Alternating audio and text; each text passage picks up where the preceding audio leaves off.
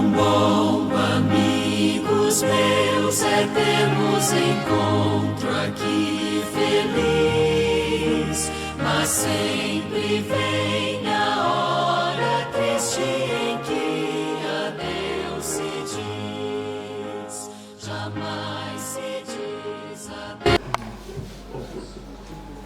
Que Deus abençoe todos. Hoje é quinta-feira. Lelo ezali mokolo na minei. Quinta-feira hoje. Lelo ezali mokolo na minei.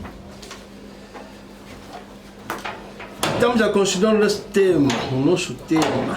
Tozali kokoba na mutualité na biso. Vê meu óculos aí. O sinal de epidemias no último tempo. Elembo ya maladi na ntango na suka. O sinal de epidemias no último tempo. Elembo ya maladi ya ntango na suka.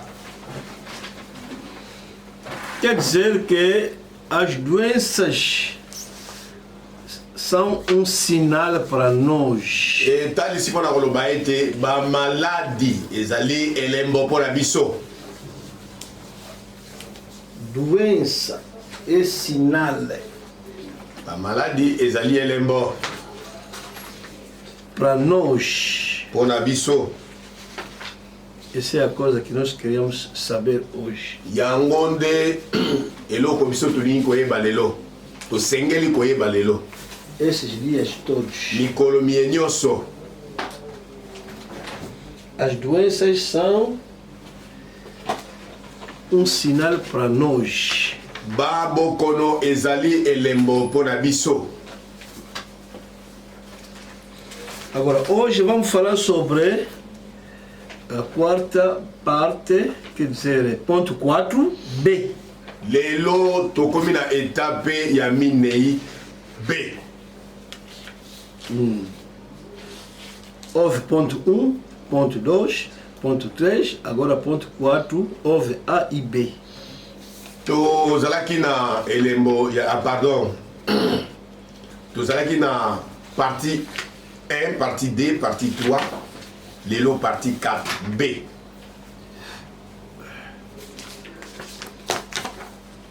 O tema é dividido em partes. Mutualité ya ezali ya kokabwana na ba partie. Parte 1, parte 2, parte 3 e parte 4. Partie 1, partie 2, partie 3, lelo partie 4.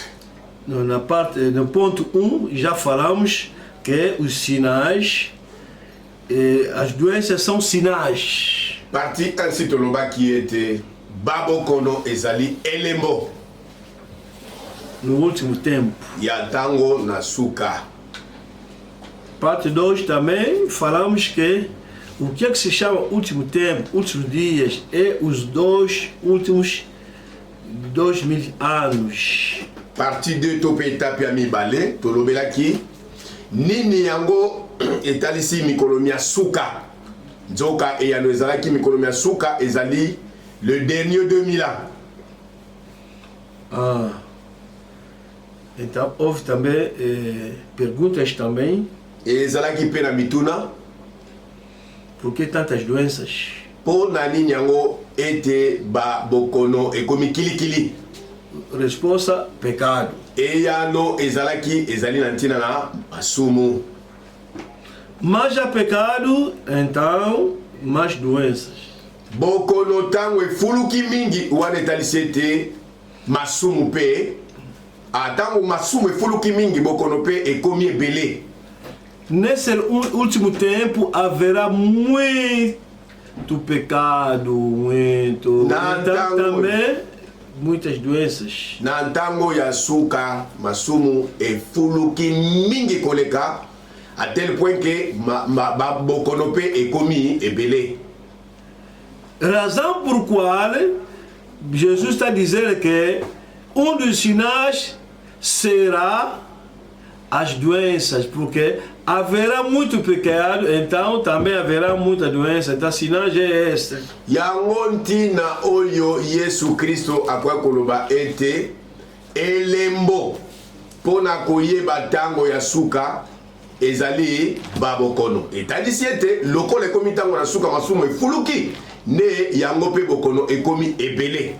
Dos sinais é esse. Moko ya bilembo yango nde oyo.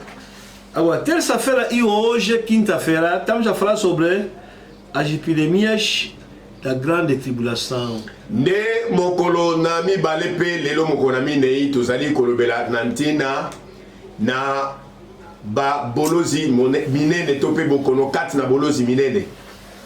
A nossa pergunta de hoje, qual é a doença da grande tribulação?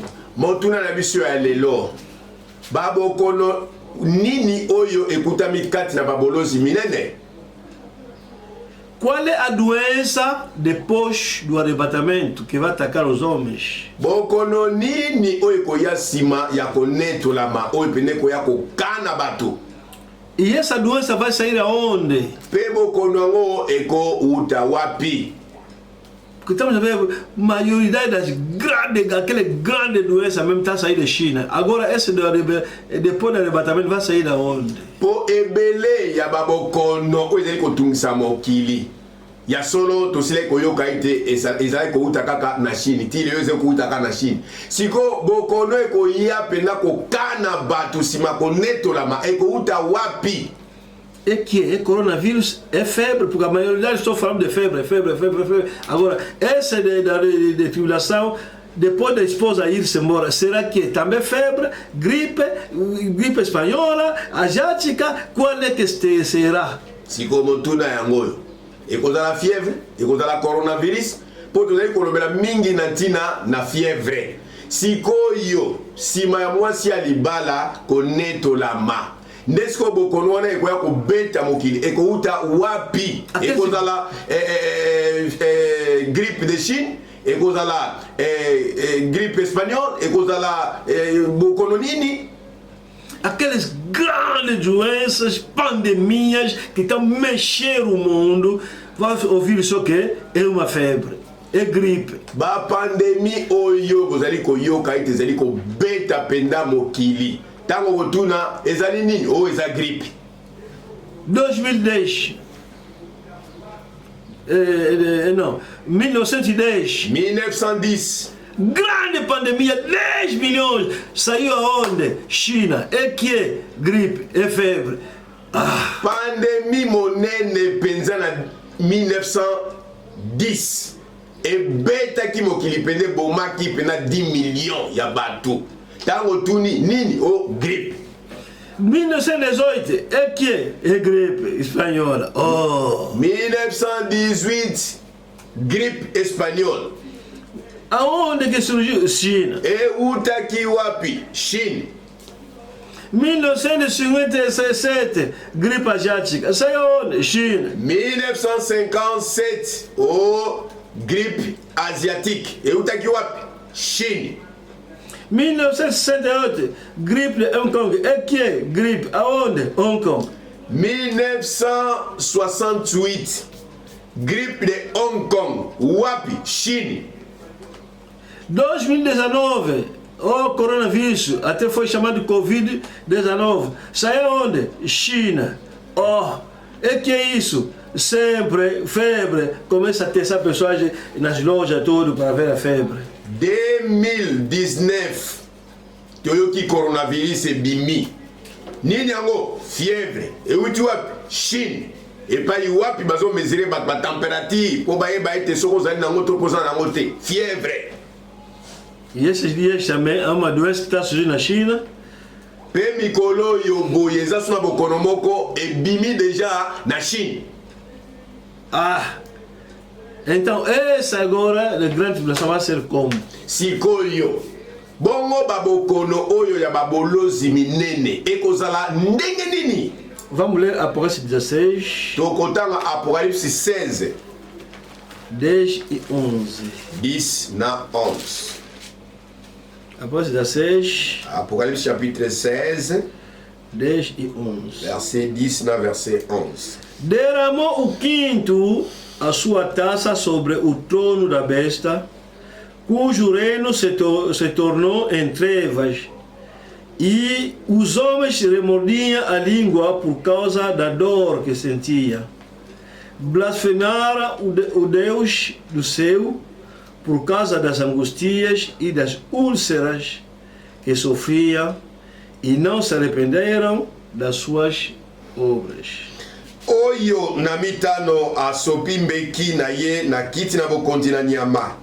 Pe bokonzi na ye eyindaki. Bato baniamuti nemo na bango pona mpasi. Pe batuki nzambe na likolo pona mpasi na bango mpempo na mpota na bango. Kasi babongoli mitema na ntina na misala na bango te. Malaquias 4, 5, 6. Malachi 4, 5, 6. Este vos enviarei o profeta Elias antes que venha o grande e terrível dia do Senhor.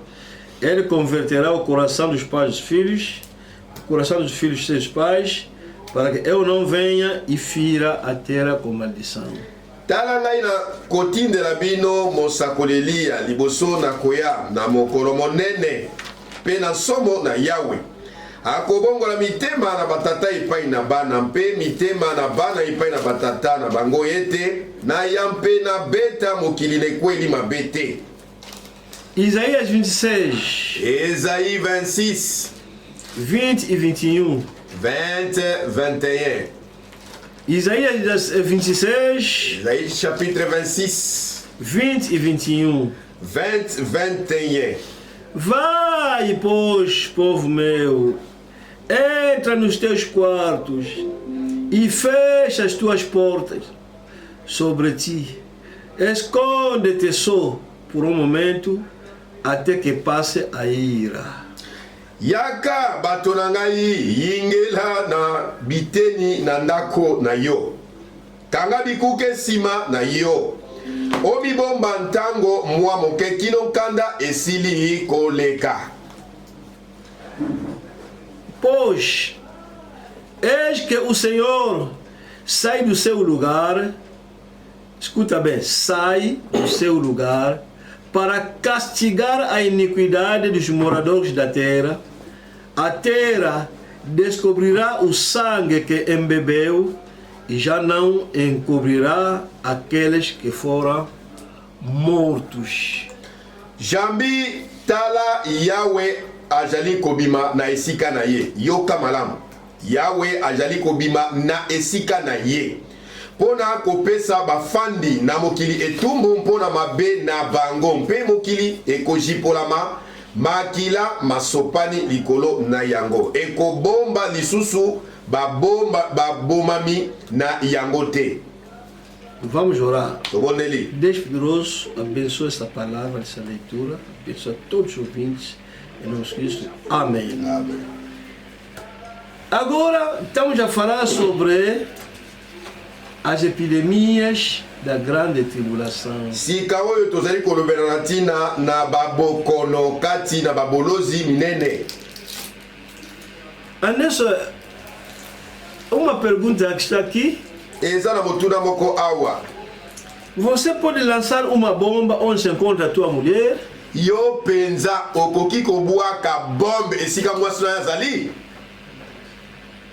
Pessoas estão te ofender. Ei, maluco, você não é bicho. Você é maluco, burro, você. Tá brincando com quem? É só general, cuidado. Olha, vou vos lançar bomba. Tala pena engulupa ya bato songolo. Badali ko finga yo tala ye kuna. Motona liboma tala ye kuna. Yo pe place ozali lobi tala. Boyebi ngai te. Bozo sakanela ngai ngana zalaka general. Nazo bwake la bino bomba sikoyo. Essa gente tá brincando comigo, é? Bato bazo sakanela ngai. Tá me ofendendo vocês? Bozo finga ngai penza Você me conhece? boyebi ngai. Cala a boca, maluco, doido, você sai daí, falso general. A ofender. Longwa kuna, kanga munoko, mtaliboma, general alukutako, finga penda general. Não estudou nada, você é maluco, você fala à toa. Otanga na yo pete, mutali boma, ozolo pamba kuna general na wapi. Essa gente, olha, vamos mostrar. Bato yo na bona ola kisabino. Pega na bomba aqui, granada. General azui pena bomba, azui ba grenade. Quer lançar? Alinga buaka boye. Ah, tua mulher tá. Mas isso que ba moço na zona ngulu pa batu wana que ba kuboka te. Tá dentro da casa. Ata na kati ya ngulu pa wana ya batu. A minha mulher tá lá. Moço na ngai azawana? Ala. Azawana peza. Esse tá lá. Na kati wana azawana. Ah, babiki. Tomás. Olha, vai falar minha mulher para sair de lá. Quer lançar uma bomba lá. Agora, afinal, ele liga para sair já. Toma, quem desse coio na ngulupa ona ya bato. Yepsa mwasi na nga abima sikoyo. Abima pena sikoyo. É terrível. Disciplinar essa gente. Na lingi pena kozong sa bato na nzela. Mas ele tem que sair. Esengela longwa kuna. Tomás também foi pá. Toma peyo na kimbango. Mamãe Isabel, sai daqui, o teu marido está zangado, quer vingar, você agora está aqui. Sai rápido, sai. Mamãe Isabel, mubali wa siliki mingi, siko yo ozalia, oibite kanga waka bombe na bato wato finga ye, longwa pena awa sikoyo. Diz que para você sair já, ele quer se mostrar que ele é um grande general, combateu na guerra mundial, é para sair dali, você. Alobi longwa na ngulupo sika oyo. Po ye azali général de singala laksa bato bazo finga ye que ya bunda ki bena guerre mondiale. Longwa ao. Sai no meio dos amigos dele, ele vai morrer. Longwa na katikati banguna na yo oya kokufa pamba. Ah bom? Oh ya solo. Você deixa sair já. E botinga na bima pena sikoyo. Isso que está se passar no mundo. Yango nde likamozoleka na mokili. Deus está muito zangado contra essa terra. O homem ele brincou muito. Esse aqui vê Deus não existe. Esse aqui vê vossas igrejas, lá façam as igrejas. Aquele outro vem ali. Sai em nome de Satanás aqui para como assistir. Alongwa komba satana alongwa. Outro vem. Para vossos hinos podres de Jesus. Abokanga minoko na bino banzemu pamba Yesu. O outro vem. Sai tira a Bíblia aqui para. Alongwa a Bíblia awa buku ya pamba ovo vubenga ngo buku abomo. Alongwa buku ngo livro de mentira. Buku alokuta. O mundo está brincando com Deus. Mokili ezali ko sakanela nzambe. Mas kasi Jesus vai vingar. Yesu akofuta bango mabe na bango. Jesus vai vingar. Haverá dia de vingança. Ya solo epai na Yesu mokolo ezali oyo akofuta bango mabe na bango. Mas kasi antes de fazer isso, yambo Yesu aleka na kosala yango. Eu vos envierei Elias o profeta. Arubingai na kotindela bino mosakoli Elia. Antes que venha e fira a terra com maldição. Yambo na mokolo na nkanda pe ya somo ya nkolo. Poete na ya na beta mokili oyo na mabete. Esta mensagem, irmão, essa mensagem. Neko na ngai sangoyo. Não é só festa, não. Ezaka fete te. Estamos a sair do mundo. Tozobima, tozolongwa na mokili. Branham não é só mensageiro, mas ele é também profeta. Branham azali kaka motinda mite, kasi azali pe mosakoli. Foi enviado antes que Deus vingar a terra. Atinda maki yambo nzambe aya kofutisa bato mokili mabe na bango. Malaquias 4. Malachi 4. Vous enviereis Elias o profeta antes que eu venha e fira a terra com maldição. Na kotinda la bino mosakoli Elia. Yambo mokolo na nkanda pe ya somo ya nkolo eya poite na beta mokili ne kweli mabete. Malaquias 4. É isso que nós lemos no Malaquias 4. Yango totangi na Malaki 4. 4 e 5. 4 e 5. Top 5 6. Quer lançar granada. alingo bwaka ba Le grenade général Jésus qui lança grenade. général yesu alingo bwaka ba grenade Ami amuleta la nanana. Olha, Elias va liser par passaïn ja. et moi sina ngazana ngulupa wana tala Elia kende mbango yebisa abima pena sika oyo. Et je vous enverrai Tala ite na kotini la bino prophète. bosakoli Elia. Est-ce que nous sommes dans Isaïe yango pe otosili kotanga na Yesaya 26, chapitre 26 20 até 20. 21. ti na 21. Vai, pois, meu povo, entra nos teus quartos, fecha as tuas portas sobre ti, esconde-te só por um momento, até que passe a ira. Yaka bato na ngai yingela na biteni na ndako na yo kanga bikuke sima na yo obibomba ntango mwa moke kino nkanda esili koleka. Se esconder aonde? Na Europa? Siko babomba meli wapi na poto. Oh, Europa. Oh, não é Europa, se esconder é lá no céu. Komi bomba eza na mikilite, komi bomba ezali kuna na lola. Oh, América, Canadá. Agora Canadá já tem o coronavírus. Amérique, Canada. Siko Amérique ngona Canada ba komi déjà na coronavirus. Siko ko kimela wapi komi bomba. Mikili. Oh, Europa. Agora já tem coronavírus. Vai. Siko kuna pe na France coronavirus ekoti. Oh, kimela wapi. China, hai negócio, China, agora coronavírus. Oh, China, kuna mombongo efutaka. Siko na coronavirus efuto ndenge nini? Até esses dias estão estudando uma outra doença que está a iniciar e falaram que é mais perigoso que o coronavírus. Agora vai imaginar China. Kutu na China mikolo yo bazo bongisa bokono mosusu oyo kala mingi tezo bima sima ya coronavirus. Descobriram. Ba découvrir bokono mosusu. Descobriram que dentro das pessoas que estão morrendo de coronavírus, afinal, os outros não é bem coronavírus, é uma outra doença diferente, que é semelhante àquela doença antiga. Ba découvrir que bato yo bazo kufa na coronavirus, eza coronavirus te. Mas não só tous te. Bato nyonso te. Descobrir dentro da China, só não no mundo. Kaka na kati ya China mokili. Quando fizeram a teste, disseram que essa aqui morreu, mas não é coronavírus. Quand on tala okosala bango ba test no ba comprendre que mutu akufeli na coronavirus te akufeli na fièvre wana ola kala kalibuma pe bato. Uma outra foi que é diferente daquela outra aí que tinha matado muita gente. Eza pena fièvre oyo pena ekeseni ekokani na fièvre oyo kala oyo bumaki bato ebele. Então vou falar uma informação recente. Nazo pesa bino liyebisi ya mikolo yo. Não é dessa semana, não é dessas semanas, não, desses dias. Eza a semaine te oyo mwa oyo te meya mikolo yo. Então estudar agora para impedir aquela doença que estava na China, que matou muita gente, que é mais que Covid.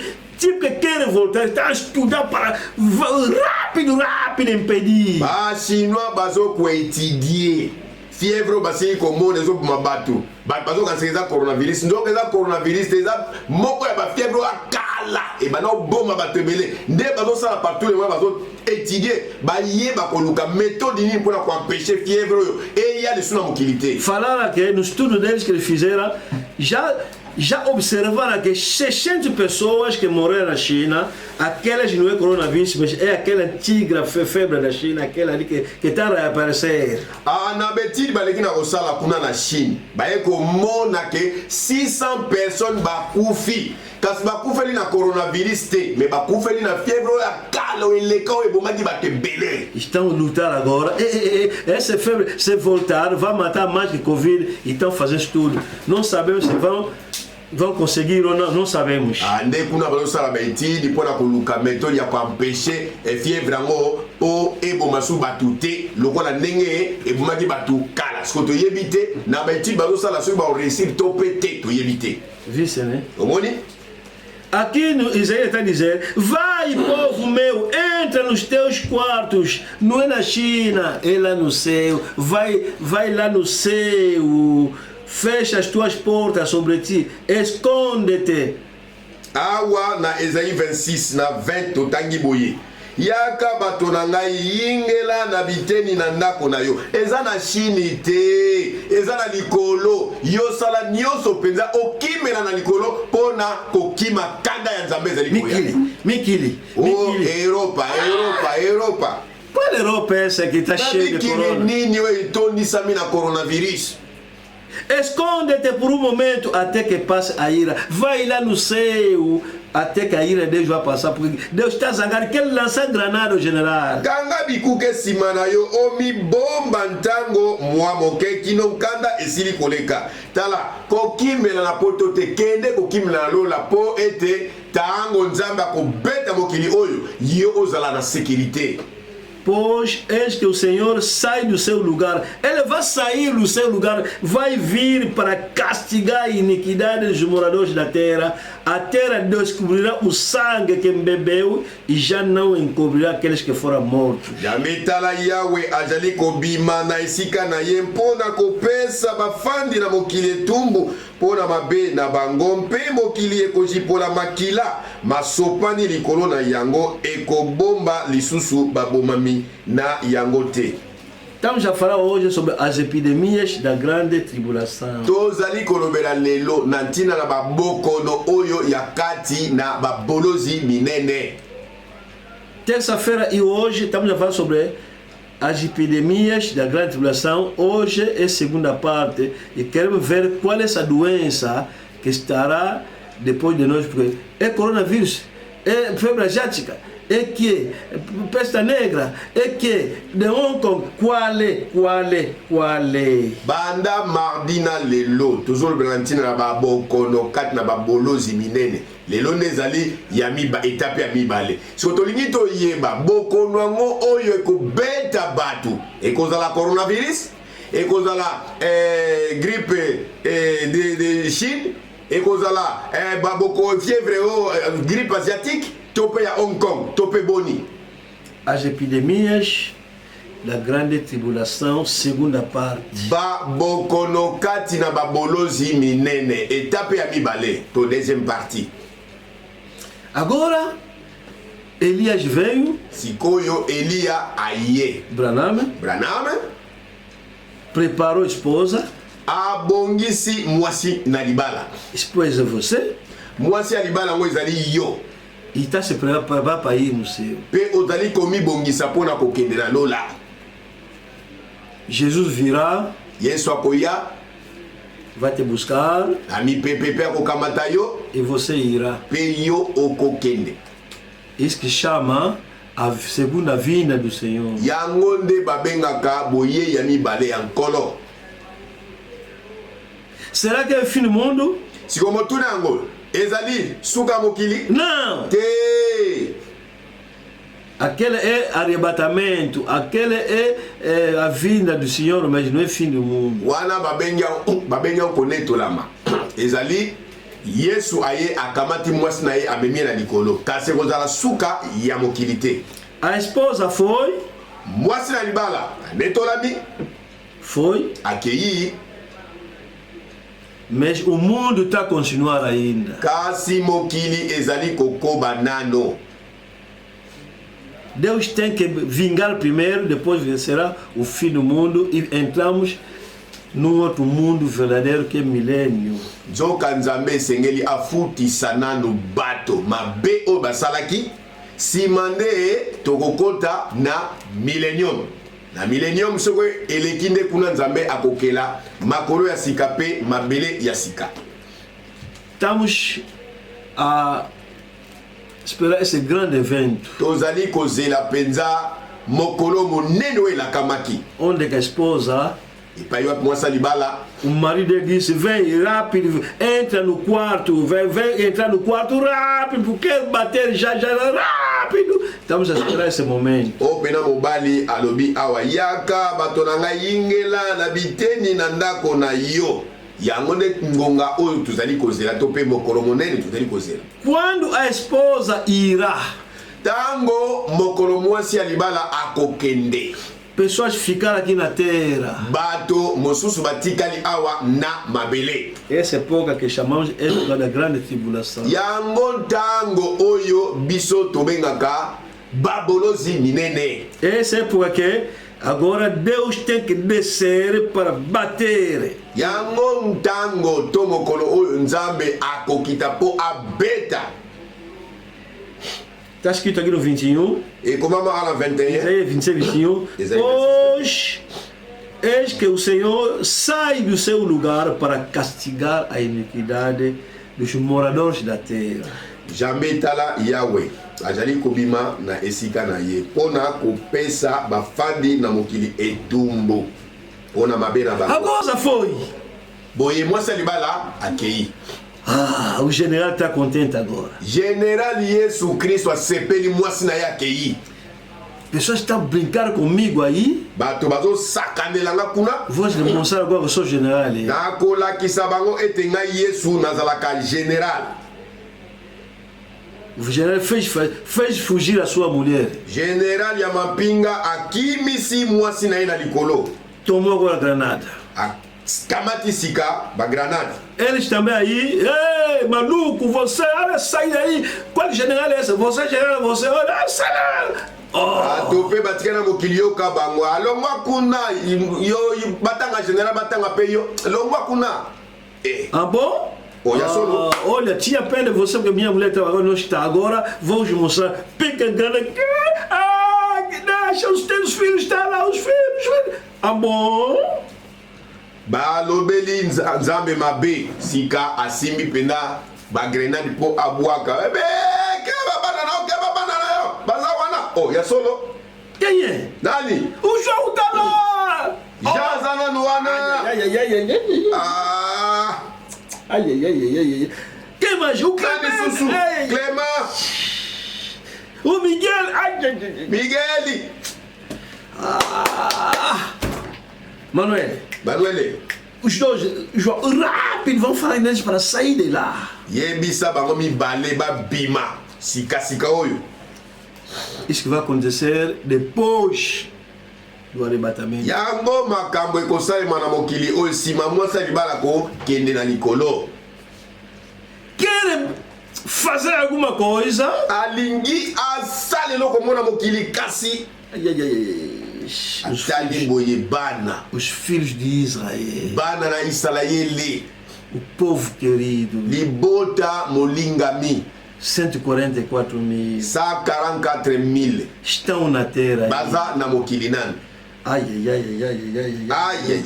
Nzambe asimbi motu. Não vou começar já as pragas. Na kobanda nanu te kosopela bango ba mabe pena ya somo.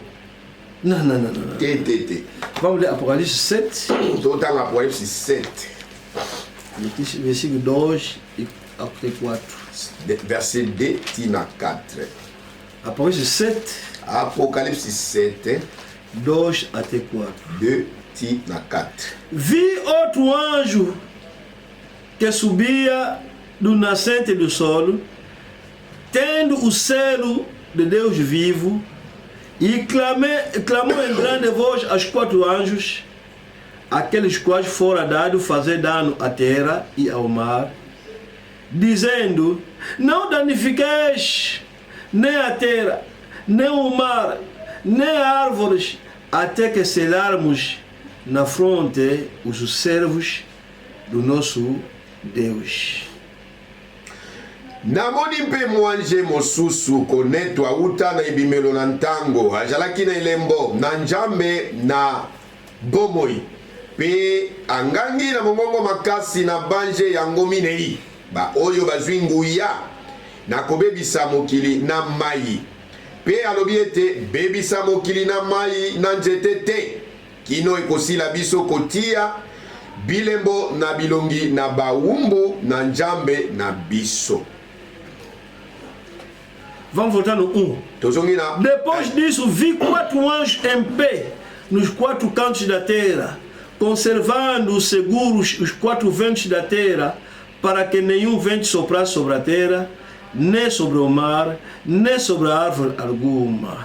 Nansima na likambo oyo namonaki banje minei batelemi na nsuka yonso minei na mokili kosimba mipepe minei na mokili na ntina ete mopepe epepa na mokili te, soko na mai te, soko na nzete moko te. Você pode lançar a bomba onde está teus filhos. Yo penza okoko buaka bombe sika bano yo boti bazali. Granada. Okoko buaka grenade. Não, a tua mulher já saiu, já fugiu, mas te falaram que os filhos também lá. Você vai lançar mesmo. Ote moi silo pazala ki na ngulupana kasia kimi mekuna bana no baza komekate yoko yoko buaka pena bombe. Mesmo se já mandasse pessoas para militares para lançar granada. Atako yo tinaki déjà ba soda ba buaka ba grenade. Eles levanta já. Telemi penza Quer lançar. o buaka. Tô falando que teus filhos estão lá já. Deixa para. Baye bisio bana no baza wana yoko gangolo ba bokeba bo buaka te bo tele ma botika. Espera. Bozela. Me falar que o jogo tá lá. Baye bisina Jean Zawana. Ela Zawana. Ninguém faz mais ainda. Bokote asana no mabe. Ninguém dá tiro, ninguém. Bokote abeta masasi. São teus filhos. Baza bana na yo. Ali o inimigo pode estar ofender. Burro, falso general. Olha, sai dali, olha a cabeça dele.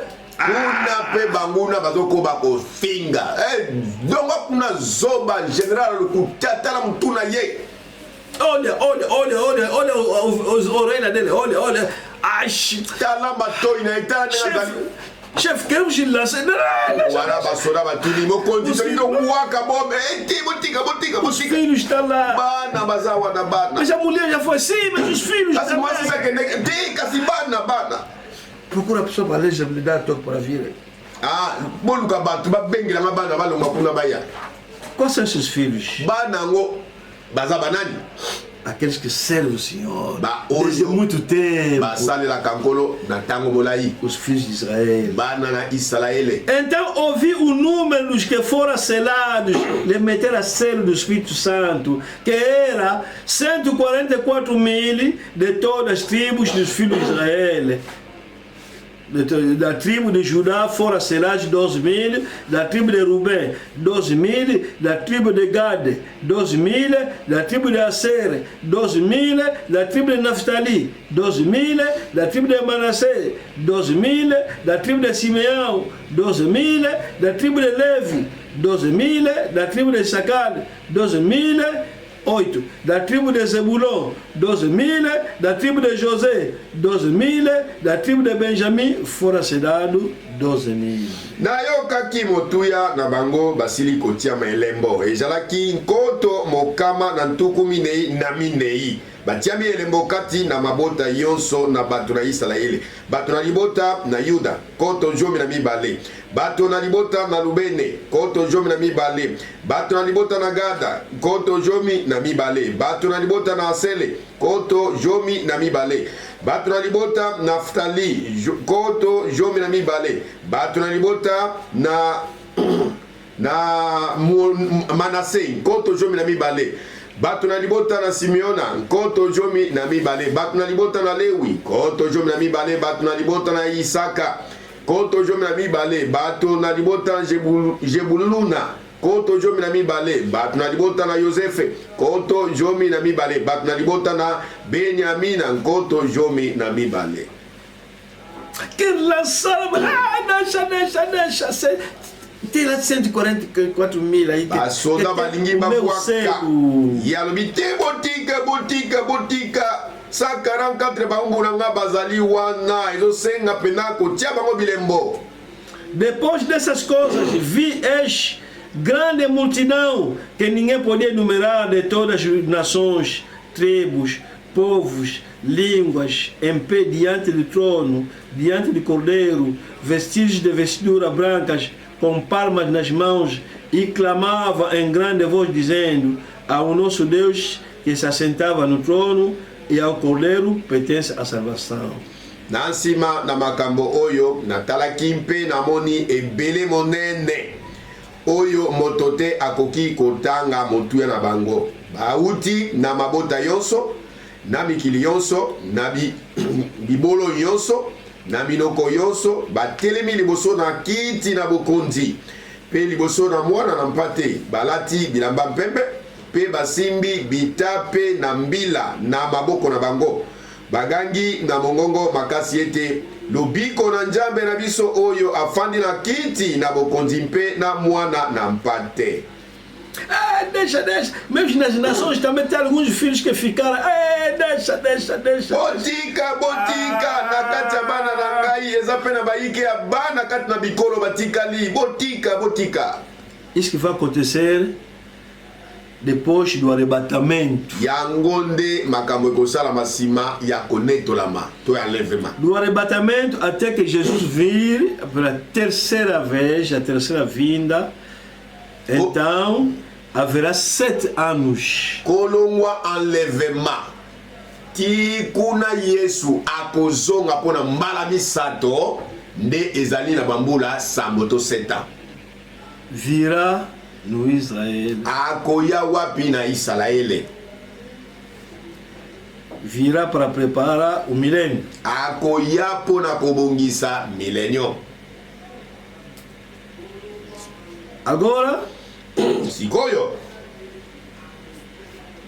a grande stage, estamos no período de tribulação, mas Deus não pode iniciar a bater já porque há pessoas que são selados que estão lá. Tokutami nantango ya babolozi minene pai wapi esengeli nzambe abeta mokili kasa talibana na ye oyo bazwi pena ndanga molimo nde aganya bia bana bazana no bana bazali. Vamos atrasar ainda. Te topesa na montango. Atraso de 3 anos e meio. Nde ekozala simanantango to retard ya 3 ans et demi. Vou enviar 2 profetas no Israel. Akotinda basakoli mibale kuna na Israele. E esses pe basakoli o mibale para preparar também esses filhos que ficaram no Israel. Bakobongisa bana na nzambe o batikalaki kuna na Israele. 144.000. 144.000. E daí, desima kuna, eles também têm que ir se mora. Bango pe sengeli bakinda na bango. E depois que vou matar, eu vou iniciar. Desima ngai na kobanda penza kosopa mabe. Apocalipse 11, 3 até 6. Apocalipse 11, 3 tina 6. Darei as minhas 2 testemunhas, quer dizer, Elias e Moisés, que profetize por 1260 dias, quer dizer, 3 anos e meio, vestidas de pano e de saco. Nakopesa batatoli na ngai mibale nguya. Talisi batatoli mibale nani? Elia na Mose.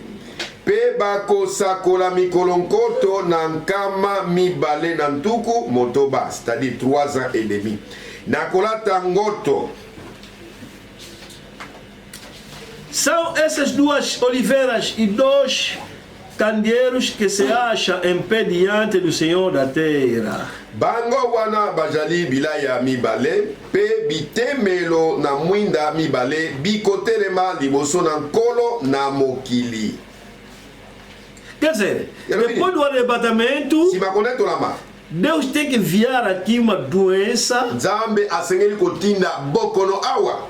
Essa doença não vai sair mais da China, vai sair do céu. Yambala oyo babokono yo ekuuta lisusu na Chine, te meke uuta na likolo. Os anjos. Bangelu. Basopi bambeki. Os anjos. Bangelu. Mas não pode fazer isso para o filho estar lá. Ai. Kasi bosengela kosala ngote po bana bazakuna. Ai. Il fallait prendre bakufa batoyo. Vai atrasar 3 anos e meio. Nde ekozwa simanantango ya bambula misato na ndambo. Hoje estamos a falar de quê? Lelo twali koloba na as nini? epidemias da grande tribulação. Ba maladi kati na ba bolozi minene.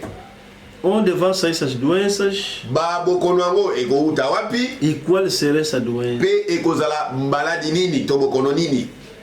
2 vezes que haverá doença depois do arrebatamento. Sima na koneto la mande kozala mbala mibale pai wapi maladi eko beta mokili. Ya liboso. No primeiro período de 3 anos e meio. Na tango ya liboso ya bambula misato na ndambo. 2. Ya mibale. No segundo período, aí os 2 profetas morrer, ressuscitar, e fora também 744 mil vão morrer, nas nações também os que ficaram vão morrer, então virá agora uma outra doença que virá do céu. Nde na etape ya mibale to na ngonga mibale to na ntango ya mibale pa wapi basakoli mibale esengeli basala musala bango bakokufa bakosekwa pe bakomata na likolo pe kuna les 144 000 bango nyonso esengeli bakufa pe kati na bikolo bana na nzambe bakotika esengeli bango nyonso bakufa. Vão morrer de martírio, vão les matar pelo Papa. Bakoboma bango penza epai na Papa waloma. Porque não quer se submeter na ditadura religiosa. Po bango pena bakoboya kondima dictature oyo ya kosambela lolenge ya Roma. Duas vezes essa doença virá. Malami bale bokono ndeko ya. Na primeira vez, são os dois profetas que vão bater o mundo pela doença. E na segunda parte será um anjo. Quer dizer, esposa foi, ficou 7 anos. Mas Deus quer enviar anjos para bater a terra, mas não pode fazer ainda isso, e mandou parar ainda. Zambe alingi kotinda banjelu mibale po ba beta mokili. Kasi nzamba tali bana nangai bo kikana bo sala bo ete po bana na bazali. Ele atrasou isso. E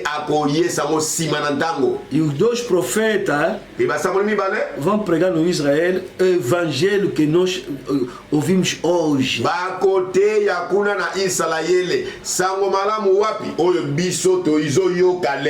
E por isso, ele será Moisés para reproduzir a lei de Moisés, e outro será Elias para voltar os corações dos filhos às pais. Ne Mosa kola liboso e kozalana ni Mose pona kozongisela bango mibeko o izalaka na ntango na Mose. De ami bale kozalana ni Elia pona kozongisa mitema ya bana epai na batata. A fé verdadeira apostólica. Bondi mi pena ya bantoma o ya solo. Agora, vamos dividir 7 anos em duas épocas. Primeira época, 3 anos e meio. Tozali kokabola bambula sambo na biteni mibale. Siko, etena liboso ezali bambula misato na ndam. Iniciamos lá. Tobandeli wana. O que vai acontecer? Nini kosalema. São essas duas oliveiras, dois candeeiros que se acham em pé diante do Senhor da terra. Se alguém pretende causar-lhes dano, sai fogo da sua boca e devora os inimigos. Sim, se alguém pretender causar-lhes dano, certamente deve morrer. 4. Sim, 4 e 5. Okay. Bango wana bazali bila ya mibale, pe bite melo na mwinda mibale, biko temaka liboso na nkolo na mokili. Soko moto moko azali na mposa na ko jokisa bango, moto ekobima na minoko na bango kosilisa bayini na bango. Soko moto moko azali na mposa na kojokisa bango, akojanga kokufa bango te. Elas têm autoridade para fechar o céu para que não chova durante os dias em que profetizarem. Tem autoridade também sobre as águas para convertê-las em sangue, bem como para ferir a terra com toda sorte de flagelos, tantas vezes quiserem. Bango wana bajali na nguya na kojipa likolo, ete mbula enoka na mikolo na kosakola na bango te. Bajali pe na nguya na kobongola mai na makila, pe na kobongola mokili na boloji mbala na mbala. Na ntango elingi bango. Esse a primeira vez que o mundo vai sofrer de doença. Aqui estamos a falar sobre doença, não estamos a falar de tudo que vai se passar, não. Oyonde mbala liboso epai wapi mokili ekonyokwama na bokono. Ah, tozali koloba na bokono nyonso te. Tozali bapasi nyonso te. Ah, bapasi nyonso te. Aqui estamos a falar só. No nosso tema estamos a falar só de doença. Na motu alterne na biso tozali kolobelaka na tina na babokono. Há muita coisa que vai se fazer no mundo, mas nós estamos a falar aqui das epidemias da grande tribulação. As epidemias da grande tribulação. Ya solo makambo mingi kosama na mokili awa. Kasi biso na kata motu alterne na biso ali kolobelaka na tina na babokono kati na babolozi minene. Quer dizer, elobi nini? Esses dois testemunhos são os primeiros que vão ferir a terra. Até ler lá o termo ferir. São os primeiros que vão ferir a terra. Deus vai utilizar os dois profetas para ferir a terra. Eles que vão iniciar. Depois de eles morrerem, mais tarde agora será o tempo dos anjos. Basakoli oyo mibale Mose na Eliya bango nzambe akosalela na etapa liboso kote ba beta mokili. Si marabango mibale kokufa nde kuna nzambe akotinda nde banje baya kobeta su mokili. Quer dizer, Deus vai utilizar os dois profetas, dois os anjos. Talisi nzambe akosala banani? Les deux prophètes, deux banje. Quando vai utilizar dois profetas, gente vai sofrer. Quando vai utilizar também os anjos, gente também vai sofrer, mas em duas épocas diferentes. Atango nzambe akosalela basakone mibale mokili ekonyoka mato batu bakonyokwa ma. Tango penzamba kosala kat na banje na ye mokili ekonyokwa mato batu bakonyokwa makasi kozala bantango mibale ekabwana. Haverá muitos tipos de sofrimento, mas no nosso tema estamos a falar só das doenças, só das epidemias só. Ekozala solo na bampasi kili. Kasi na moto alitaire na biso ali kolobela kaka na ntina na bokono. Aqui estamos a falar só de epidemias. Ah, tu ali kolobela kaka na ntina ba bokono. Então, vamos ler agora. Vamos ler agora, vamos voltar, mas vamos ler outra coisa. 16. Apocalipse, sempre Apocalipse. Cette fois-ci, chapitre 16. Vamos ler outra coisa.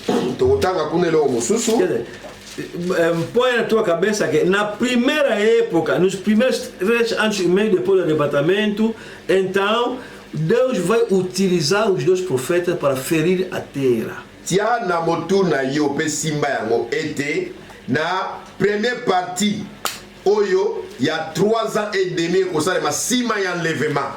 Nzambe a utilisé banani basakoli mibale. Se você não está entendendo, vamos voltar no Malaquias 4. Soki ndekozo simba pena malamu te. Tozo zonga na Malaki chapitre 4. Versículo 5. Verset 5. Não, 4, 5, 6. Ah, Malachi 4, 5, 6. Eis que vos enviarei o profeta Elias antes que venha o grande e terrível dia do Senhor. E ele converterá o coração dos pais aos filhos e o coração dos filhos seus pais, para que eu não venha e fira a terra com maldição.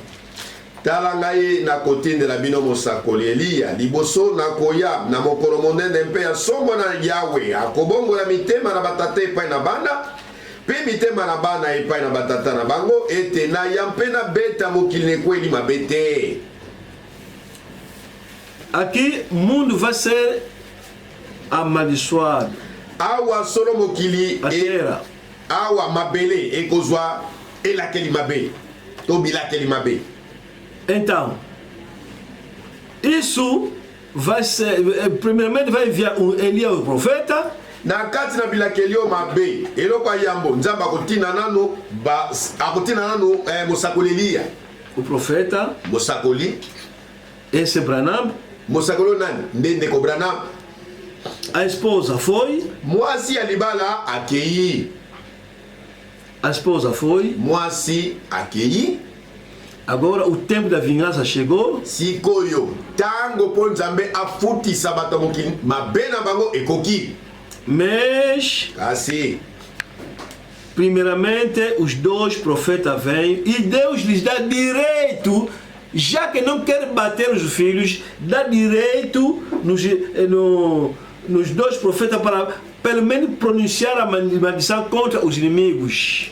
Yahweh akosalela to nzambe akosalela basakolo mibale ye moko aboyi pena koboma bana kasi akopesa ndingisa penguya na basakolo mibale po ete babimisa maloba ya bilakeli mabe Contra inimigos, não contra os filhos, contra inimigos. bilakeli mabe oyo basakolo mibale bakobimisa ekozala pona banguna ya nzambe kasi pona bana te Filhos não. bana te. Eles estão pregando o evangelho, quando alguém quer eles incomodar, então eles lançam uma praga. Bango mibale bazoteya sango malamu soki bato songolo batelemi mpona kodéranger bango na koteyaka sango malamu nde bango bakobwaka pena masuma to bilakeli mabe. Essa praga não é contra os filhos, não, porque eles não querem mexer os filhos. bilakeli mabe eza mpona bana nzambe te mpo nzambe aboyaki bana basimbama. Acho que você está a entender muito bem. Na bandi ete bososola malamu mpenza. Então, os dois, Moisés e Elias, são eles que vão iniciar para bater a terra. Mose na Eliya ezali basakolo mibale nde bakobanda kobeta mokili. Vou ler isso em francês. nazotanga ngo na Está français muito claro eza polele mingi em francês. na français. Vou ler Malaquias primeiramente em francês. nazotanga na Malachi na français. Vou ler só o versículo 5. nazotanga verset 5. Malaquias 4, 5, 6. Malachi 4, 5, 6. Voici, je vous enverrai Élie le prophète avant les jours de l'Éternel arrivent, ces jours grands et redoutables. Avant. Antes. Avant. Antes. No fim. De peur que je ne vienne frapper le pays d'interdit. De modo que eu não venha ferir frapper. o país do interdito. Ferir. Bom, Elias veio, foi. Eliya aí, se akei. Esposa também foi. Masi pe alibala akei. Agora aqui, Siko awa. os dois profetas começam agora a pregar. Basakoli mibale babandi koteya. E quando começa a pregar, Ndenge babandi koteya. vou ler mais em francês. Na otanga isso na français. Versículo 11, 6. Apocalypse 11, 6. Ils ont le pouvoir de fermer le ciel afin qu'il ne tombe point de pluie. Pour falar isso em português. Ele tem o poder de fechar ou mandar fechar o céu para que não haja chuva. Quem é? Banani. Os dois profetas Basakoli mibale do Israel. na Israel. Pendant les jours de leur prophétie, quando 3 anos e meio, Durante os dias das suas profecias. Quando? Durante o período de 3 anos e meio. ils ont le pouvoir de changer les eaux en sang. Quem é? Elias e Moisés. Tem o poder de mudar as águas em sangue. Quais são? Os dois profetas, Moisés e Elias. Et de frapper la terre. Frapper E la terre. ferir a terra. Frapper la terre. Ferir a terra. Beta mabele. De toute espèce de plaie. De todos tipos de chaga. Chaque fois qu'il le voudrait. Cada vez que o quiser. Vou repetir. Na zongeli. Deus vai dizer o poder de frapper la terre. Não está frapper Israel, não. Ou frapper Congo, não. La terre. Quer dizer, bater.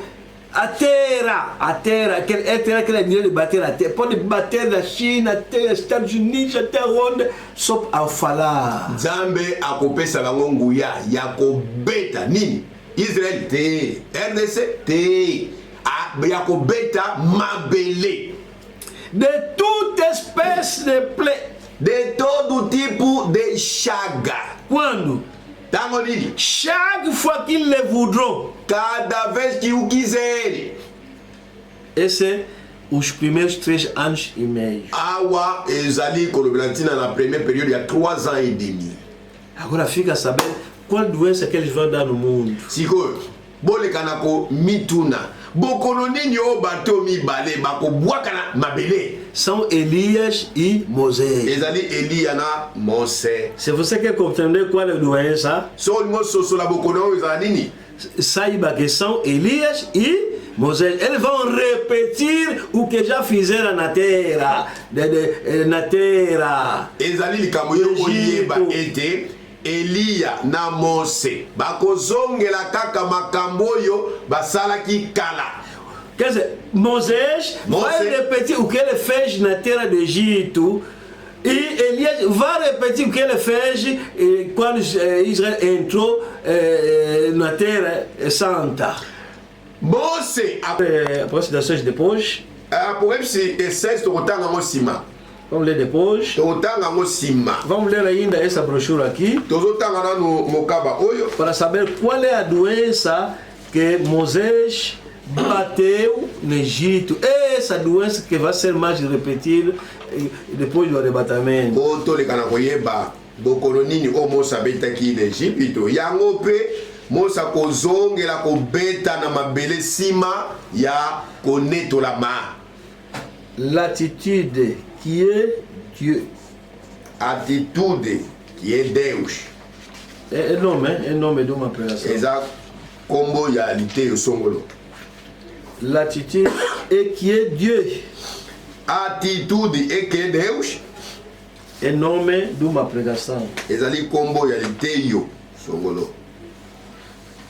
L'attitude est qui est Dieu. A attitude eke Deus. Prêché mardi le 15 8 mois 50. Pregada terça-feira dia 15 de agosto de 1950. Em casa, por ler parágrafo 8 e 9, vou ler só 8. Nanda koko tanga paragraphe 8 na 9. Menga na tanga 8 ya pamba. Accorde, Seigneur, quelque chose soit dit ou fait ce soir qui fera que les rebelles viennent à Christ. Conceda, Senhor, alguma coisa esta tarde que fará com que o Les rebelles viennent à Christ. que fará com que o rebelde venha a Cristo. En effet, nous croyons et nous pressentons que de grands jugements prennent sur ces pays. Portanto, nós ressentimos que o grande julgamento está quase para bater este país.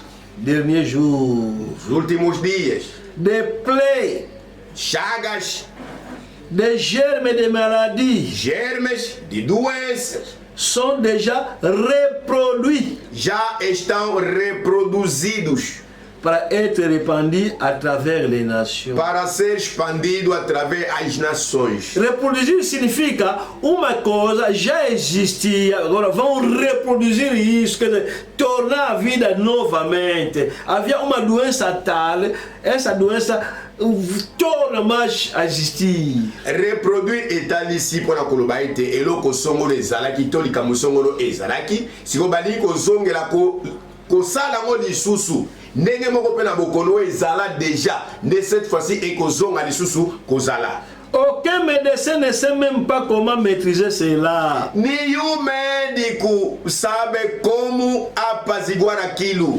Oh Dieu, Oh Deus, il nous faudra donc croire dans la guérison divine. nous sera possible créer na cura divina. Comme les nations reproduisent les germes et les accumulent pour les larguer par des bombes, des millions en mourront dans l'espace d'une heure. Como o mundo está a reunir os germes para atirar isso nas bombas para matar milhares de homens. Mais oh, nous sommes si reconnaissants de ce que quand l'âge destructeur s'est avancé, tu as dit, ne touche personne qui a le sang du Père. Sur son fond, ils sont mieux. Banananga, monsieur Filch, cuidado, não mexe. Somos gratos. Quando tinha chegado o momento de bater, tu tinha mandado o teu anjo. Quando visse o sinal do céu, então você próprio disse, tem cuidado, são meus filhos, não abate. Oh, Nous sommes si contents ce soir d'être sous le sang, protégés et en sécurité, comme Israël autrefois. Il avait mis le sang sur les linteaux de la porte, sur les poteaux de la porte, la signe de la croix. Estamos tão contentes esta tarde, como outrora, quando o Israel esteve protegido, onde colocava o sangue nas vergas das portas. Il baissait ses ailes sombres, mais dès qu'il voyait le sang, il relevait et je passerai par-dessus vous. Descia o anjo com as duas asas. Quando visse o sangue, ele disse: passarei acima de vós. Et c'est l'attitude qui est Dieu. Oyo ezali na kombo ya atitude que é Deus. Qual é essa doença que estava naquele momento no Israel, que vai se reproduzir também hoje, mas depois de nós irmos, Deus vai nos proteger, vocês vão ainda. Qual é essa doença que vai sair da boca, que já tinha saído e vai sair mais? Bokononi nyango oyo si ebimaka na monoko ya mosakoli kuna na Egipto. Ete nsima ya mwasi ya libala konetolama ekozonga lisusu ko salema na mokilo ekobima na monoko ya mosakoli. La jonction du temps. A junção do tempo. Dimanche le 15 janvier 56. Pregada domingo, dia 15 de janeiro de 1956. Vou ler embaixo. Les Égyptiens ont fait venir des ulcères, mais ils ont été eux-mêmes couverts. Mais les serviteurs de Dieu pouvaient ôter cela. Pourquoi? Ils peuvent imiter. Os egípcios tinham trazido ursos. Non, vou iniciar aqui em cima, é melhor. Para melhor entendimento. 22. Et alors qu'il descendait là en Égypte, il prit son bâton, le jeta par terre, guérit sa main de la lèpre, il accomplit ces choses. Enquanto descia ali no mar, atirou a sua vara no chão e ele curou aquela enfermidade que estava com ele. Ensuite, j'aimerais que vous remarquiez que chaque fois qu'un miracle était accompli, Satan était toujours là pour l'imiter. Depois, gostaria que vocês entendessem isso. Cada vez que milagre fosse cumprido, o Satanás estava ali para imitar. Il limite encore aujourd'hui. Ele está imitando mais hoje. Même ces imitations ne font que pointer le temps de la fin à la jonction. Mesmo as suas imitações só fazem apontar o tempo à junção. Il y avait quelques vieux devins. Ils s'appelaient Jeannès et Jambre. Ils se sont levés et ont pu jeter leurs bâtons par terre, les ont changés en serpents et autres. Ils ont fait exactement la même chose que lui. Houve alguns velhos Janes e Jambres também, vendo isso, atiraram a sua vara no chão e aquilo tornou serpente e fizeram identicamente como Moisés. Mais Dieu a prouvé qu'il lui appartenait. Moisés pertence a Deus. Os milagres dele são autênticos. Mas Deus comprovou que Moisés era o seu servo, porque os milagres que eram feitos através de Moisés eram milagres autênticos. Outros eram imitadores.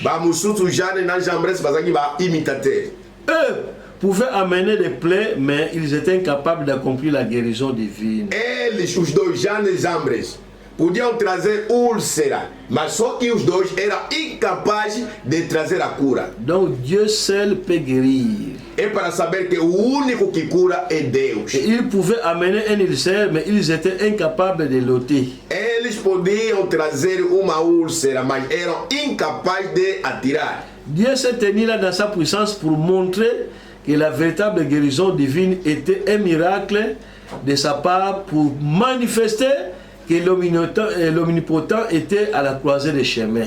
Deus estava ali manifestando o seu poder, que a omnipotência estava ao seu alcance. Quer dizer, a doença que Moisés naquele tempo lançou é úlcera. Bokono o Mose abwaka na tango wala kuna na Egipte ezaki bapota. Úlcera. Ezaki bapota o babenga ba ulcera. Começou a fazer milagre. Mosala ba bikamwa. Jean também imitaram, mas Jean na Jambres pe ba mekaki, mais eloko te. Não fizeram nada. Ba sala que eloko te. Quer dizer, a doença que estamos a falar aqui, Bokono to lobelawa. e ulcera. ezali bapota ulcère. Isso que foi enviado no Israel naquele tempo. Yango nde etinamaki kuna na Israel na tango wana. Ibrahim está dizendo que eles quiseram imitar também, mas não pode. Branham azoloba boye ba Janel na Jambres balingaki pe ba imiter mais bakokaki te.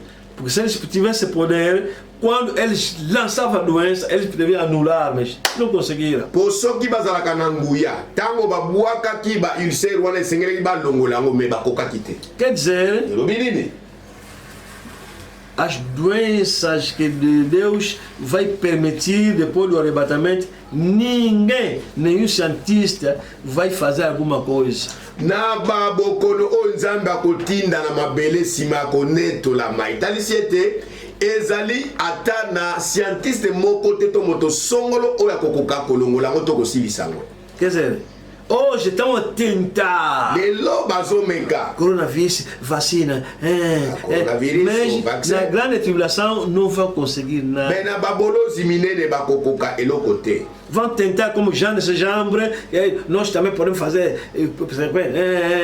mas no fim, caô. Bakomeka lokola Jean de Jambres biso pe tokoki kosala yango mais na suka bakokoka eloko moko te. Quelle est la réponse? Pergunta e resposta. Dimanche de 3 janvier 54 matin. Domingo 3 de janeiro de 1954 de manhã. Parágraphe 70. Parágrafo 70. Regardez ces deux témoins d'Apocalypse 11. Observai estas duas testemunhas de Apocalipse 11.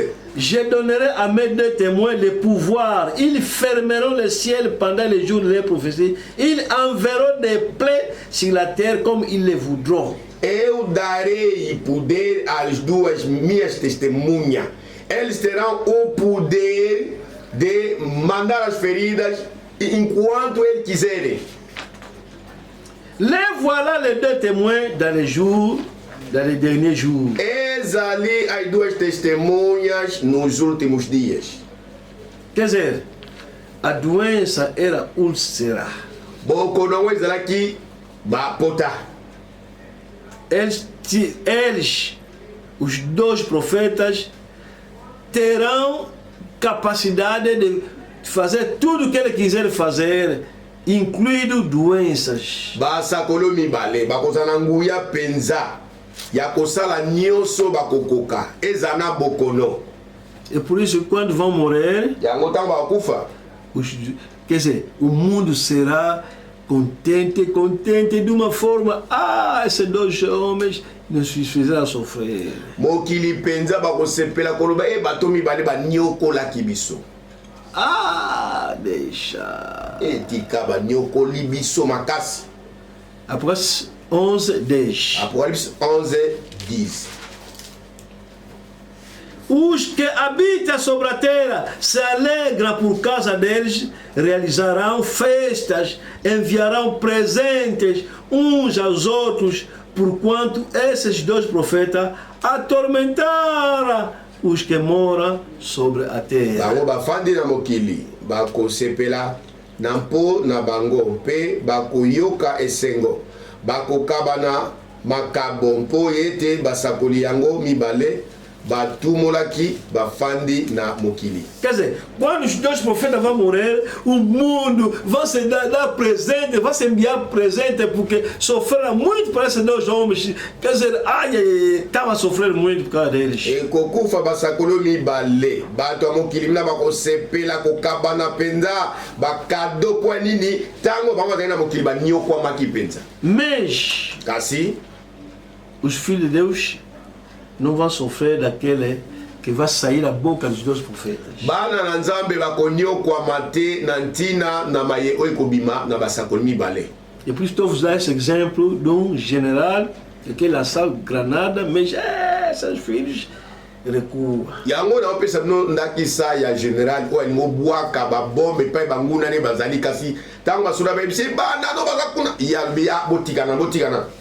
Quer dizer, são os inimigos bazali banguna dos filhos de Deus, bana na nzambe, então são eles que vão sofrer. bango nde oyo bakonyokwama. E essa diminuição muito. Banguna ngo baze belé. Os filhos de Deus são bocadinhos. Bana nzambe azana momoka. São eles que vão sofrer quando o profeta vai começar a falar. Banguna one bango bakonyoka matango basako mibale bako bana ko bimisa na minoko na bango makambo. Por exemplo, no Israel, por exemplo aqui do Israel, no Egito. Na kisa na Israel, tango ezaki na Egypte. Quem sofreu? Não são os filhos de Israel. Não são filhos de Israel. Quando Moisés estava a fazer esses milagres, tudo, sapo, mosquito, esse aqui, não são os filhos de Israel que estão sofrendo. Tango moça não obimisa bamagorodo, toba zundu, naba bangungi. Esse aqui bana Israel te banho como aqui bilocoio. Os outros. Esse aqui bato no Egito. E isso que vai se repetir depois do arrebatamento. Eles vão fazer muita coisa. Mas não estamos a contar tudo, porque estamos a falar só das doenças.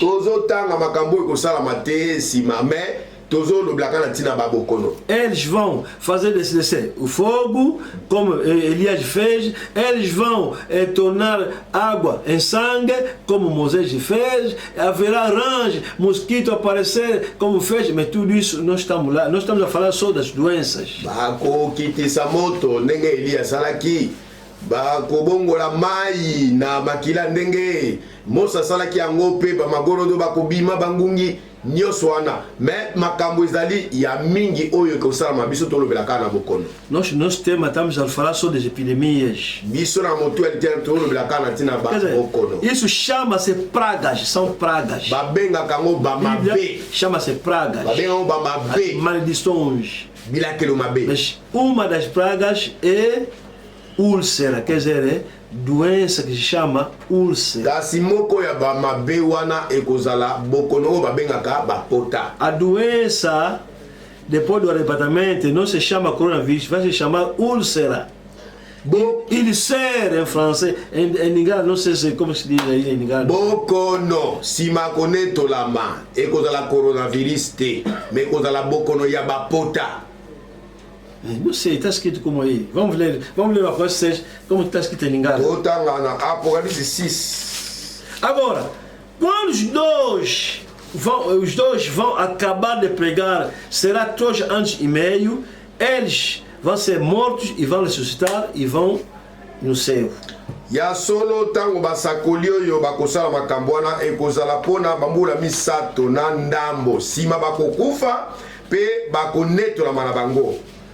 E também os filhos de Deus presentes naquela época também, vai acabar para se matar. Bana na nzambe pe o bakotika na tango wana papa akobana koboma bango penza. Agora, sikoyo a esposa mwasi já foi. Si akenda aqui. Os filhos bana já não estão mais. Bazali susute. Agora no programa de hoje falta 3 anos e meio. Siko na mwangu ya nzambe ezali kotikala bambula misato na ndambo. Voltamos mais no nosso exemplo. Tozongi lisu na ndakisa na biso. O general tomou granada. General assim. Quem lançar? Tua mulher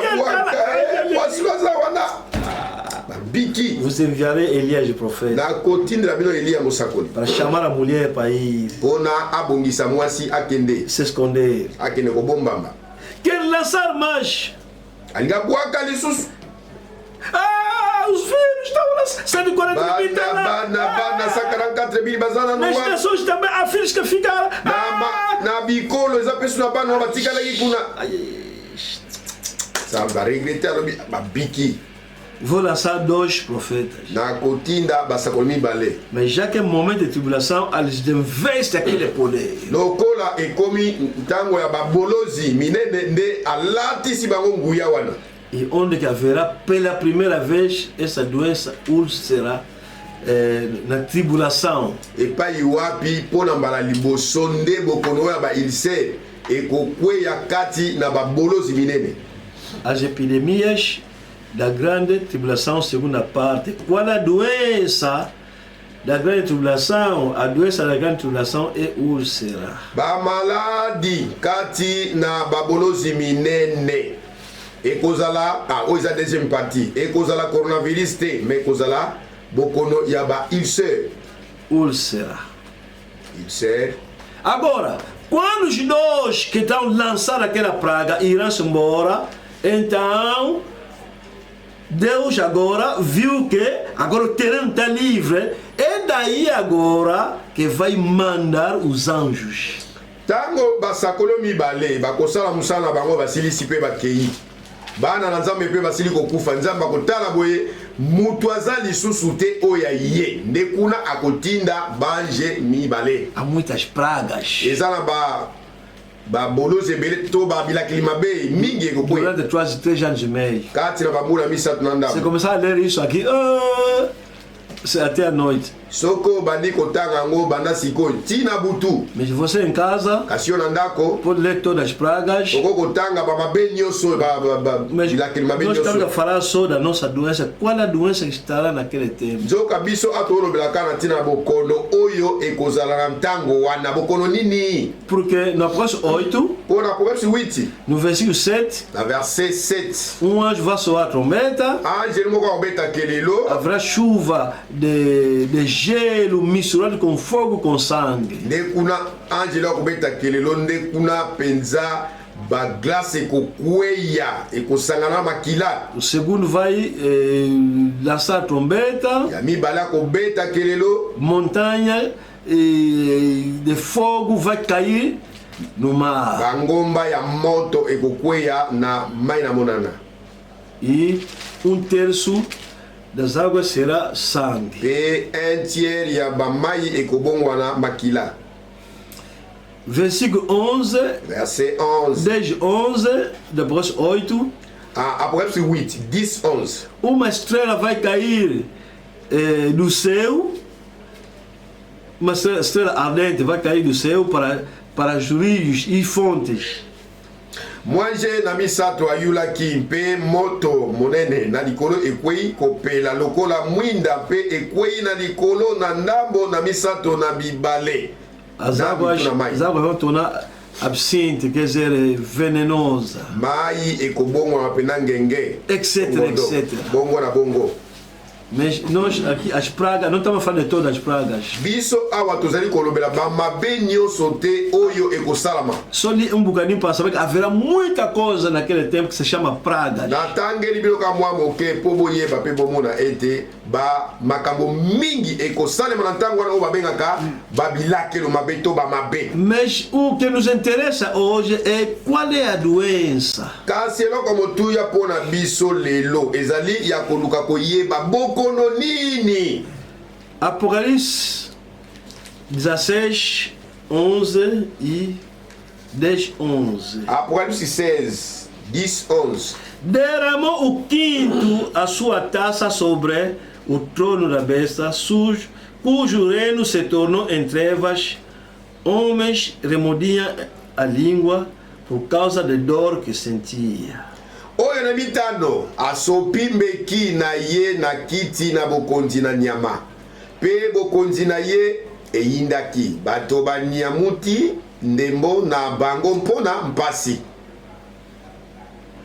11. 11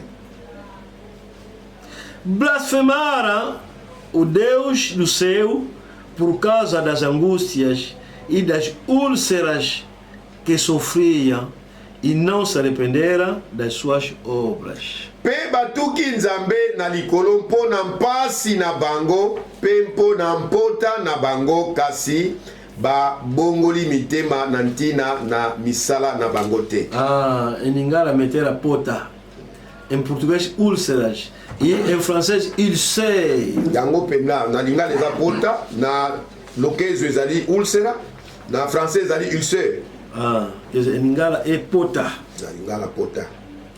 Então, úlcera Mpota. anda a fazer como no corpo? Pota esalaka nini na esalaka boni na nzoto. Exode 9. Exode 9. De 9 até 11. Como é que atua úlcera? Sikoyo bapota oyo esalaka ndenge nini na nzoto. Exode 9. Exode chapitre 9. Exode 9. Exode chapitre 9. De 9 até 11. 9 tina 11.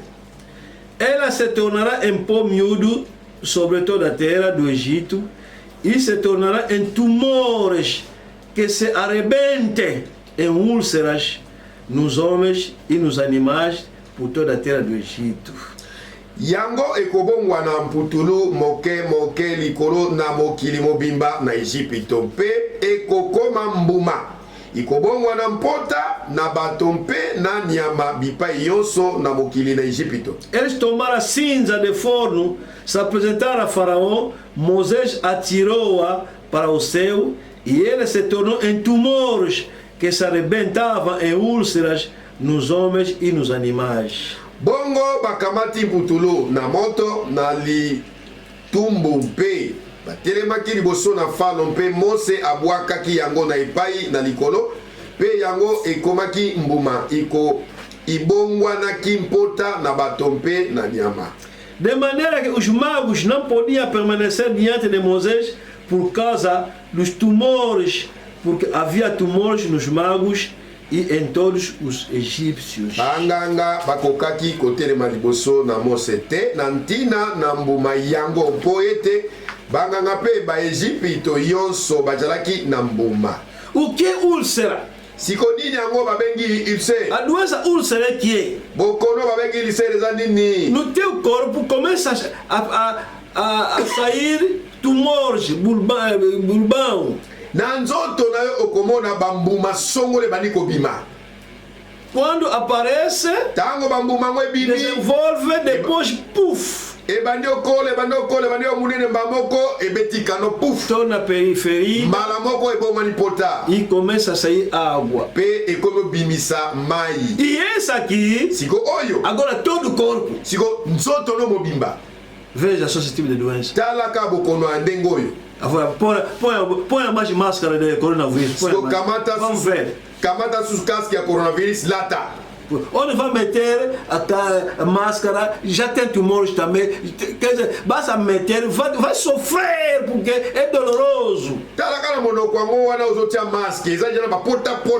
Okonyo kwa mapo kaka maske wana ekosala ke bapota wana na kuswayo. É a doença que você anda a ler que Job tinha. Yango nde bokono botanga na mokanda Yobo. O Yobo andio kwamelaki. Aqui saiu aqui todo o corpo e tá saindo, tá arrebentar, como está escrito aqui onde nós lemos agora. E você até tem que tirar, é obrigado a tirar toda a roupa porque não consegue pôr roupa. Ebimi kune nzoto nyonso pena yango na yango tango ebimi wana etufuki pe mbala moko ebimisi bapota ekosala ete moyo la tata simisi ezate. Não vale a pena Estado te dizer fica em casa, já vai ficar em casa. Okozelela te mura matana lo banoke confinamento quarentena. Po yo moko za déjà na quarentena, o mitie yo moko na quarentena. Não é necessário.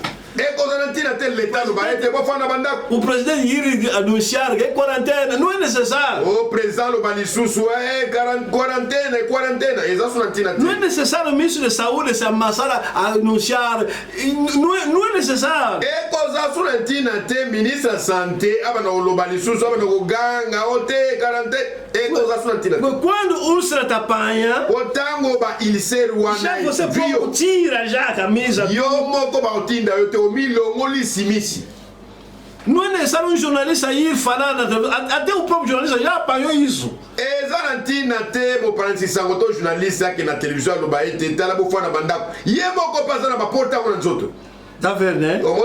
Não é necessário meter água com sabão porque você não vai lavar mal porque úlcera vai te doer muito. Exarantina te obo sukula maboko potango simbika ka sabuni. Nego sukula porta e badiko sua. Viste, né? Vamos ler. J'ai entendu, maintenant je vois. Esse é o irmão Branham mais. Okotanga lisune ko Branham na litea oyo. Eu ouvi, agora vejo. J'ai entendu, maintenant je vois. Eu ouvi, agora vejo. Samedi le 27 11 mois 65. Pregada sábado dia 11 de julho de 1963. Parágrafo 100. Parágrafo 100. Parágrafo 100. Quelquefois ces grandes pulsations de foi viennent en période de crise. Alguma vez esta grande impulsação de fé vem no tempo ou no período de crise. Quand alguém está em crise, né? C'est généralement la crise qui nous conduit à cela. Geralmente é a crise que nos conduz naquilo. C'était une crise qui conduisit Job à ceci, car il était à la fin de sa vie. Foi uma crise que conduziu Jó a esta aqui porque era a crise na sua vida. Ses enfants étaient morts, Seus filhos todos ses eram chameaux mortos, et tous ses biens avaient disparu seus camelos e todos seus bens tinham et desaparecido étaient détruits. e tudo foi Dans sa destruído. propre vie, il était couvert d'ulcères. Na sua própria vida era coberto de úlceras. Du sommet de la tête à la plante du pied. Do cume da cabeça até nas plantas dos pés. C'était une crise et cela le serrait de près, mais c'est là que l'inspiration les frappa. Foi uma crise, aquilo era cheio de ferida ou de chaga. É ali onde, portanto, a crise lhe bateu. A úlcera dói. Bapote suaca. Job era filho de Deus e por isso lhe deu inspiração para aqui que vão ficar não são nem esposa, nem filhos de Deus. Então veja só o que vai acontecer aqui. Yobo ya solo akomaki na suka ya crise nde azwaki inspiration mpona koloba oyo alobaki sikoyo mbala oyo ezala mwasi ya nzambe aza lisusu te ezala bana ya nzambe baza lisusu te sikoyo tala nini ekosala. Apocalipse 16:11. Apocalipse 16:11. E blasfemaram o Deus do céu por causa das angústias e das úlceras que sofria e não se arrependeram das suas obras. Mpe batuki nzambe na likolo mpona mpasi na bango mpe mpona mpota na bango kasi babongoli mitema na ntina na misala na bango te. É essa úlcera que vai apanhar pessoas. Yango nde bampota oyo ekozwa bato. Não vale a pena de falar de sabão ou não lava a mão ou higiene. Ali não há marca de higiene. Eza na ntina te oyebisa bato kosukola maboko na sabuni o te hygiene eza mambo ya hygiene te. Nada. Vamos ler a imagem. Essa aqui não se deixa, é 10:11. É sim, 10. Derramou o quinto a sua taça sobre o trono da besta. Quer dizer, quem está a derramar é anjo do céu. Ezali angelo ya likolo ya lola. É ele que vai derramar essa úlcera assim. Yende mtako sopa bapota ona bato. Não é mais Moisés no Egito. Ela sumou se ter Egito. Não é mais Moisés no tempo do fim. Ela sumou se na Mas trama agora suka. é anjo. Agora esse coi come angelo. A úlcera não vai sair da China, vai sair do céu. Bapota ambalo ko uta na China te, me ko uta pena na lola. Da ponta da cabeça assim até na ponta do pé. Eko bandelo penda na songe ya mututi na se ya makolo ya bitambi. Oh, somos felizes nós. Tala biso to abato esengo. Se você é esposa, é feliz. Soko za mosa libala, oza muto esengo. Bate mesmo peito, sou feliz. Beta penda tolo, que naza muto esengo. Se coronavírus está atrapalhando a pessoa, e esse aqui vai ser como? Soki coronavirus ezo kotsa bato na mobulu, bongo ba oyoyo. Vou ler o último parágrafo que temos chegou. Passou até parágrafo ya suka, rapidamente. Honte de lui. Vergonhoso dele. Dimanche de 11 septembre 65. Domingo, dia 7 de novembro 1965. Parágrafo 93. Parágrafo 93. Vous savez, dans ces derniers jours, ces plaies sont censées revenir. Nesses últimos dias, essas feridas ou úlceras são obrigadas a voltar. Souvenez-vous au temps biblique, ceux qui commettaient l'adultère étaient condamnés à mourir par lapidation. Lembrai-vos ao tempo bíblico, os que cometiam adultério eram apedrejados com pedra. Et l'église incroyante sera lapidée à mort avec des grêlons. E a igreja descrente será apedrejado com gelos. C'était autrefois le châtiment de Dieu. Il lapidera ce monde incrédule, cette génération adultère. Foi outrora o castigo de Deus. E ele vai apedrejar este mundo. Este mundo é uma geração adúltera. Il la lapidera depuis le ciel. Ele a apedrejará desde o céu. Avec des grêlons pesants, chacun un talent. Com gelo bem pesado. Cada gelo mede. Glace, hein? Aquele gelo bem grande. Do céu. Ce qui représente 45 kilos. Cada pedra de gelo representa 45 quilos. L'église adultère mourra, catholique, protestante, zamemanamu, A mourra. igreja adúltera morrerá. O protestante, católica, o bom Deus, morrerá. Le monde adultère mourra sous le châtiment de Dieu. O mundo adúltero morrerá pelo castigo de Deus. Il le lapidera comme il le fit au commencement. Ele a apedrejará conforme ele fez no princípio. Tá vendo? Não é uma doença nova. É aquela doença lá. Então vai voltar. Agora, pá! Agora todo mundo. Na kobeta onzamba zo beta. Eza na bokona sikate. Nyonso o eleka na ntango wana sikwe yesu ko bani kobeta bato nyonso autika. Église, mets-toi en ordre avec Dieu. A igreja ponha-te em ordem com Deus. Esse é o último conselho do Branham. O exa toli açúcar ya Branham. Église, Igreja, mets-toi en ordre avec Dieu. ponha-te em ordem com Deus. C'est ce que nous devons tous faire. É o que nós todos devemos fazer. Retourner à Dieu. Retornai a Deus. Que Deus abençoe. Nzamba pambola bino.